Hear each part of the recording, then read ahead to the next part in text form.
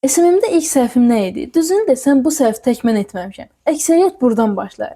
İlk səhvim o idi ki, özüm kimi yox, başqaları kimi olmağa çalışırdım. Düşünürdüm ki, ciddi görünməliyəm, hamı kimi danışmalıyam, hamının etdiyi kontenti etməliyəm ki, məni peşəkar saysınlar. Postlarım texniki cəhətdən düzgün idi, amma bir problem var idi. Orada mən yox idim. İnsanlar baxırdı, amma bağ qurmurdu. Çünki insan bağ qurmaq üçün mükəmməllik axtarmır, həqiqilik axtarır. Sonra başa düşdüm ki, insanlar məndən ən çox bilən SMM mütəxəssisi olmağımı gözləmir. Onlar məndən öz problemlərini anlayan biri olmağımı gözləyir.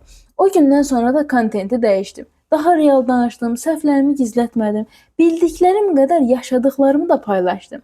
Və məhz o vaxt insanlar yazmağa başladı. Çünki güvən orada yarandı.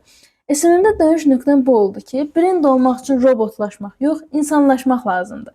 Əgər sən də səhifəndə baxış var, amma bağ yoxdur deyirsənsə, problem bilikdə deyil, səmimiyyətdə ola bilər. Əgər sənin kontentində də bu bağı necə qurmaq olduğunu bilmək istəyirsənsə, mənə yazaraq detallı danışa bilərik.